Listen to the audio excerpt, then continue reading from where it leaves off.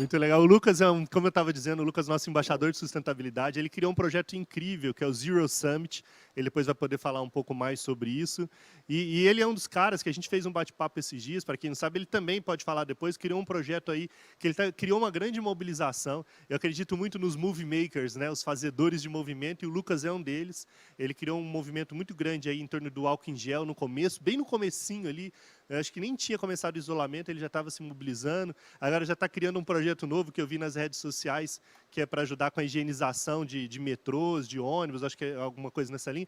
Então é um cara que não para, assim, que ele está sempre querendo promover alguma coisa, se movimentando e fazendo alguma coisa do bem. Lucas, eu vou fazer o seguinte, eu vou deixar você apresentar o Agag. Essa conversa vai ser vocês dois, a gente vai abrir as duas telas aqui, o pessoal vai estar ouvindo vocês. Você apresenta o Agag e você é o apresentador, tá bom? Toca aí a programação do jeito que você achar melhor. E aí Isso é novidade para mim. Né? Mas novidade, ajudar, mas talento você tem de sobra para isso. Com vocês, Lucas de Graça. Bom, eu acho que para quem não conhece, o Alejandro, ele trabalhou em diversas áreas. A gente se conheceu em 2008, quando ele comprou a equipe de Fórmula 2 da Campus e acabou me contratando como piloto. Eu entrei como no meio do campeonato, a gente venceu aquele ano o campeonato de construtores, eu terminei o campeonato da Fórmula 2 em terceiro, e daí a gente criou-se uma amizade, e daí o Alejandro, em 2012, resolveu fundar a Fórmula E, que é um campeonato, para quem não conhece, igual à Fórmula 1, mas com motor e bateria, o drivetrain inteiro elétrico, e o campeonato decolou. Hoje em dia é o campeonato com o maior número de montadoras, o campeonato que mais cresce no mundo. Ele hoje é o presidente do conselho da Fórmula E e o criador agora, que ele criou ano passado, a Extreme E, que ele vai explicar também o que é isso. Então, senhoras e senhores, Alejandro Agag, um dos principais players aí no mercado de eletromobilidade do mundo. Ele é espanhol e vai falar com a gente. Do you prefer English, Alejandro? Whatever you prefer. I can do English, or I can do Spanish with some Portuguese words that I can throw in. Portunhol, as we call. Portunhol, whatever you prefer.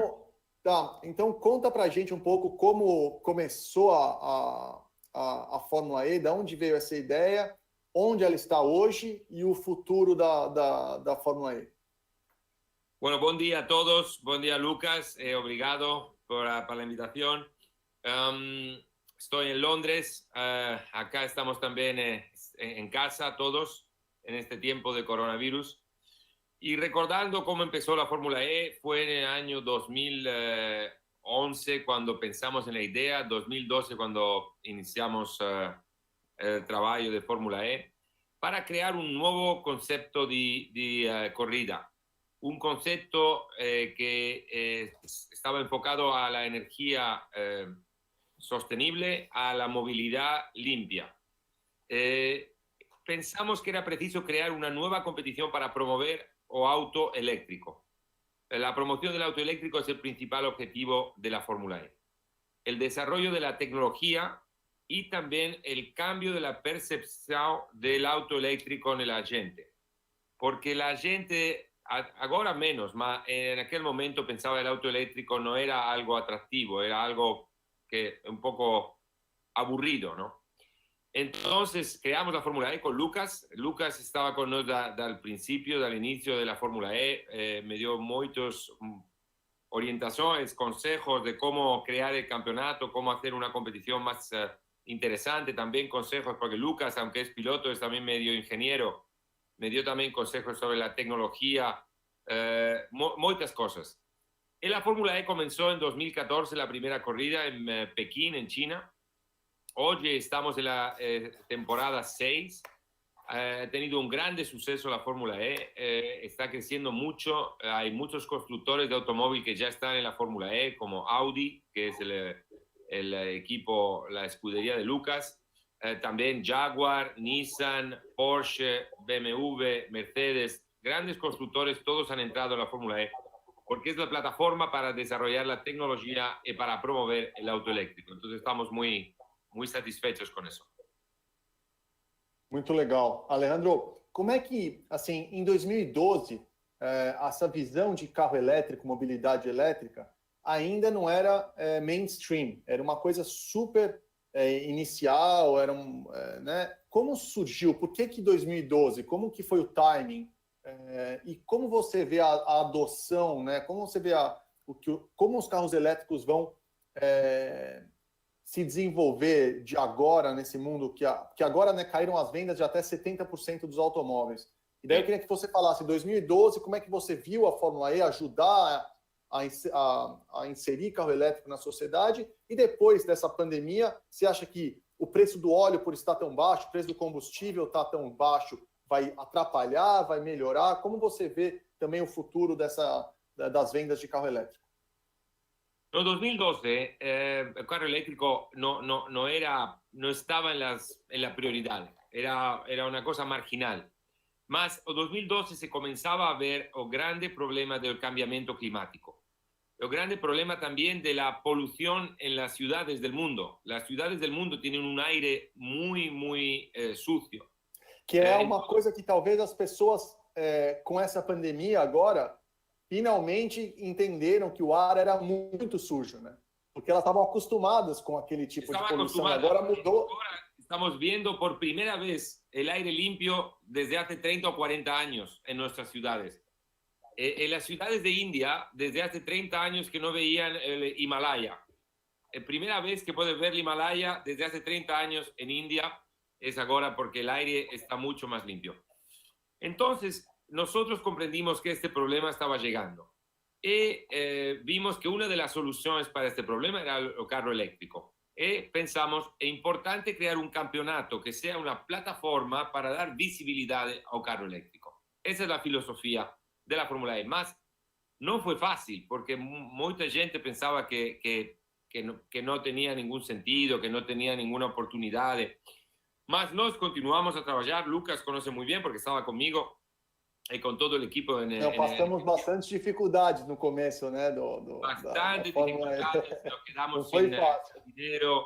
Foi um caminho de todos muito... os lados, né? Porque o público também não entendeu, o mundo de motorsport também não tinha entendido, e muito menos as montadoras ainda estavam pensando, mas ainda não tinham uma estratégia definida, né? Não. Mas nosotros tuvimos algunas cosas que fueron pasando durante el camino que ayudaron. Algunas boas, otras malas.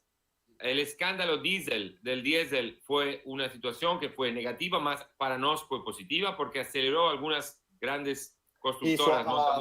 Para quem não sabe, foi final de 2015, outubro, setembro de 2015, teve aquele escândalo do diesel, né? Que as montadoras estavam escondendo emissões ou colocando software para passar no teste, enfim. E algumas capitais do mundo começaram a proibir ou taxar em excesso ainda, taxar ainda mais os carros que eram com motor a diesel. Sí. Esto ayudó, las montadoras comenzaron a cambiar la dirección del futuro hacia el carro eléctrico y Fórmula E entonces agarró una velocidad fantástica. Y ahora Fórmula E está muy consolidada, tiene una audiencia importante, tiene un campeonato que va a unas ciudades muy importantes. Y la Fórmula E corre dentro de las ciudades para hacer ver que el auto eléctrico es una solución para la polución en las ciudades ahora. Y bueno, aquí estamos ya a día de hoy, continuamos con el trabajo, mas de eso llega el COVID. Llega el COVID, gran crisis mundial. Cosa sucede con las montadoras. Y yo estoy hablando mucho con las montadoras estas semanas, y todos me dicen, no vamos a volver atrás, no vamos a investir en una tecnología desde el del pasado. Tenemos que mirar al futuro, aunque sea difícil, eu até vi para o futuro. Sim, o futuro é elétrico. Então, eu até para minha curiosidade, para minha até surpresa, eu olhei o year-on-year sales de carros e depois de carros elétricos.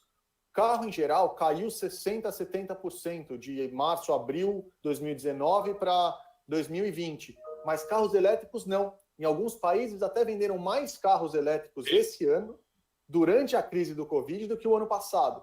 Então, você acha que a tendência... Bom, as montadoras vão continuar no desenvolvimento do carro elétrico, as que não continuarem não vão ter futuro nenhum, talvez vão ter que fazer um merging. O que você acha que vai acontecer no mercado automotivo? Vão ter menos montadoras, mais? O carro elétrico, teoricamente, ele é mais fácil de fazer no sentido que o motor elétrico e bateria, ele vai ser uma commodity no futuro ou não? Explica um pouco para a gente o que você vê aí do futuro da indústria automotiva de uma forma geral. Sí, la industria automotiva va a cambiar mucho, porque o carro va a cambiar también la su función, va más a la movilidad.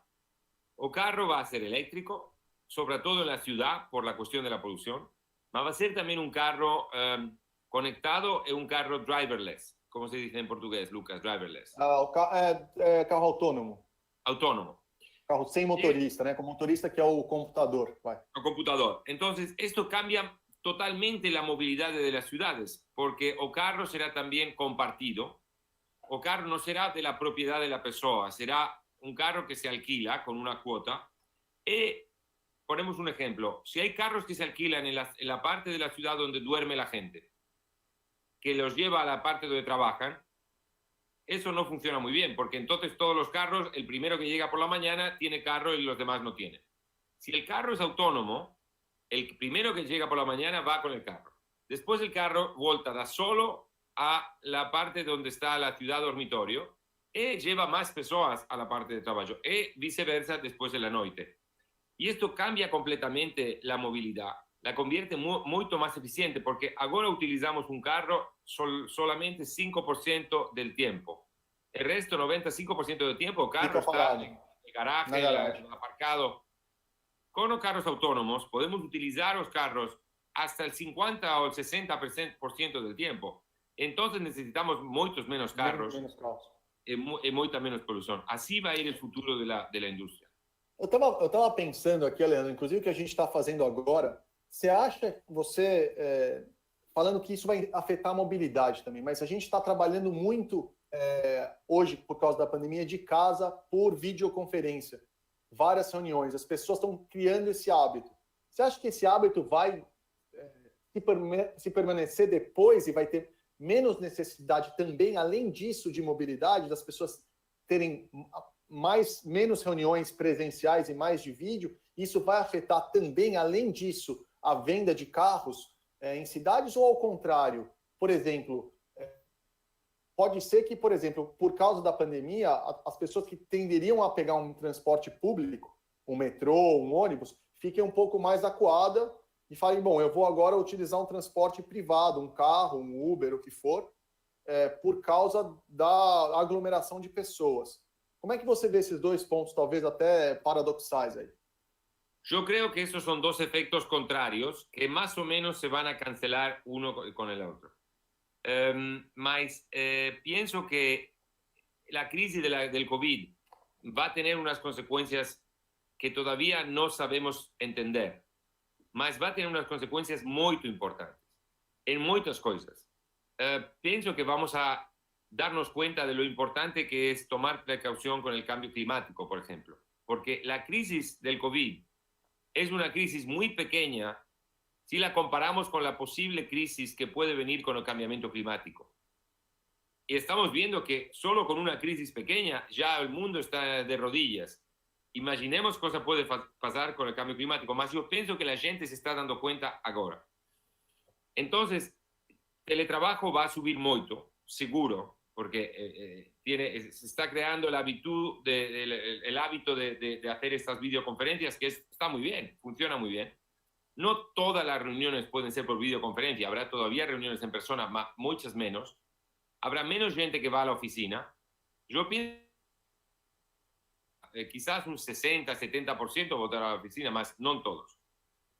Y habrá muchos más cambios. Yo pienso que estamos en un periodo, sucede una vez cada 100 años, sucedió hace 100 años exactamente con la Spanish Flu, está sucediendo otra vez, mas es muy diferente porque tenemos la tecnología digital. Cambiará el mundo. É interessante você falar isso agora que você falou, até me veio à cabeça. Então, a Spanish Flu foi há 100 anos atrás. E há praticamente 100 anos atrás foi a invenção do automóvel em termos de massificação do carro. O carro foi inventado em 1890, mas perto de 1920 que começou a se massificar e mudar de cavalo para o carro, né? Então faz 100 anos também que a gente está com carro a combustão e agora está fazendo essa mudança também para a elétrica. Eu concordo 100% com o que você está falando, inclusive eu lancei no Brasil junto com o Welcome Tomorrow. Esse ano, né, a gente vai fazer, ou vai esperar para ver se, né, esperamos que a gente consiga fazer o Zero Summit, que na verdade são todas essas tecnologias que você está falando. Vai ser uma convenção junto dentro do Welcome Tomorrow, uma parte do Welcome Tomorrow, na qual a gente vai conversar sobre todas as tecnologias que vão levar ao mundo com zero carbono. Desde a parte de agropecuária, a parte de retirar insumo, por exemplo, mineração. A gente vai falar da parte de mobilidade, a parte de cadeia de produção, novas tecnologias, inovação, porque eu acredito muito, da mesma forma que você está falando, que a sustentabilidade e o câmbio climático e a mudança, o aquecimento global, vai acontecer, o que para a gente conseguir mitigar isso, vai ter que ter inovação e tecnologia. Os hábitos das pessoas não vão mudar tão rápido quanto a gente precisa. Então, o Zero Summit vai ser isso. Eu estou muito empolgado que a gente consiga fazer isso, fazê-lo em outubro. E, mais uma vez, você está convidado. E eu acho que dentro de motorsport, a categoria que mais vai ser importante dentro desse tópico é a Extreme E. E no Brasil, pouca gente conhece. Então, fala um pouco para a gente o que é essa sua nova empreitada, a Extreme E, e como... Pode até falar se vai ter ou não a corrida no Brasil e onde vai ser. Sim. Como você vê essa nova área de motorsport que vai ser talvez a mais relacionada com o Zero Summit, com o que você está falando. Extreme es un nuevo campeonato que comienza el año próximo y que está totalmente centrado en el cambiamiento climático. Es un campeonato eléctrico, más off-road. ¿Cómo se dice off-road en portugués? Un rally eléctrico que se corre en una área más pequeña, como de 10 kilómetros, y que queremos hacer las corridas en los 5 lugares que están más afectados por el cambiamiento climático y que tienen problemas también de sostenibilidad.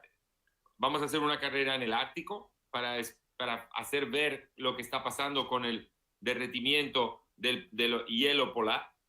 Vamos a hacer una carrera en el Himalaya para hacer ver qué está pasando con el hielo de las montañas del Himalaya. Vamos a hacer una carrera en el desierto en Arabia Saudita para explicar el aumento del desierto, de la desertificación. Es un proceso muy peligroso. Vamos a hacer una carrera en el océano, en la costa de África, en Senegal, para también llamar la atención sobre el plástico, los residuos de plástico en el océano. Hay una cantidad de plástico enorme en los océanos. Y vamos a hacer una carrera en el Amazonas. Vamos a hacer una carrera en Brasil, cerca de Santarém, en una zona deforestada, para hacer ver el problema también de la deforestación del rainforest, de Brasil.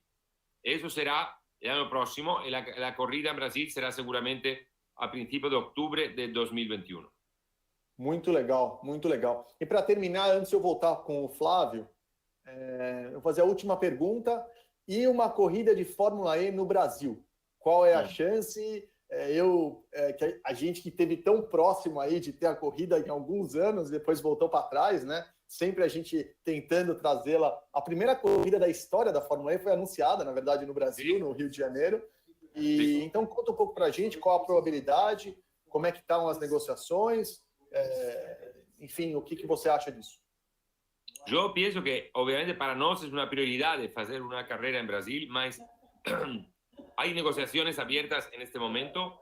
Yo pienso que estaba casi conseguida, mas con la crisis de COVID se retrasó un poco la discusión. Pienso que para 2021 será difícil, mas todavía no es imposible. Pero pienso que para 2022 estamos bastante bien orientados para hacer una carrera en Brasil. Es muy importante para nosotros hacer una carrera en Brasil. Tenemos pilotos brasileños. Tem 2 pilotos, né? Eu tô correndo, para quem não sabe, eu e o Massa, eu e o Felipe, então nós dois somos os brasileiros da categoria. E, enfim, quem não acompanhou a coisa de Fórmula E, passa ao vivo na Fox. Então, pode acompanhar todas a partir do momento que a gente vai voltar. Quando você acha que volta o campeonato de Fórmula E? Se volta Yo esse pienso que ano. volta en agosto. Agosto, pienso que faremos algunas corridas en agosto, mas es difícil porque Europa está saliendo poco a poco del desconfinamiento, mas todavía las medidas están muy estrictas, mas esperamos recomenzar en agosto con alguna carrera. Muito bem. Muito obrigado, Alejandro. Obrigado. Flávio, alguma pergunta? Eu primeiro agradecer o bate-papo aí, que eu falei que você mandava bem, não precisava nem de mim aí, ó. Você fez uma super entrevista aí com a Agag, mandou super bem. E para quem não conhece, tem que conhecer a história do Alejandro Agag, assim, é um dos caras que está transformando a indústria no mundo, assim. A Fórmula E é um projeto incrível que ele fez. Muito do que está se discutindo hoje sobre essa questão de zero carbono, de zero emissão, da força do carro elétrico, a gente deve a Alejandro Agag, que conseguiu criar aí um projeto que deu uma visibilidade global para esse tema. Assim. Então, Alejandro, obrigado pela sua participação. Vou te fazer um convite, porque eu sei que a sua agenda é intensa, mas presencialmente no Welcome Tomorrow, no evento Zero Summit, 12, 13 e 14 de novembro. 12, 13 e 14 de novembro. Se puder Con vir... placer. Lucas ya me invitó, así que ahí está. Não só eu já invitei ele, já convidei ele, mas eu já confirmei ele ó, fechado. Viu? E quem sabe ele já não assina a edição do Brasil em novembro já. A gente já assina aí Ya estamos Brasil en noviembre. Esperamos que ya estará todo abierto para noviembre. O que eu gostaria, na verdade, para o Zero Summit, Flávio, que a gente vai fazer junto, uma das coisas que eu gostaria era trazer o veículo da Extreme E, que é muito mais impressionante quando você vê o carro. O carro ele é feito de aço nióbio, pela rigidez estrutural dele, é um carro grande, 4x4. Quantos cavalos, Alejandro? 600 cavalos elétricos. O carro é um monstro, então se a gente trouxer, eu tenho certeza que todo mundo vai gostar, vai ser muito interessante, e o pessoal vai entender o quão forte, o quão agressivo é esse carro da Extreme E. Mesmo sendo com tração elétrica, mas ficou em terceiro, né, no Dakar. Terceiro Dakar, na última etapa. Na última etapa, isso. É um carro muito, muito legal. Vamos pedir ajuda para a CBMM. O pessoal da CBMM que estiver ajudando aí, já fica aí a dica para patrocinar a vinda desse carro para a gente aqui. Quem sabe a CBMM não ajuda, né?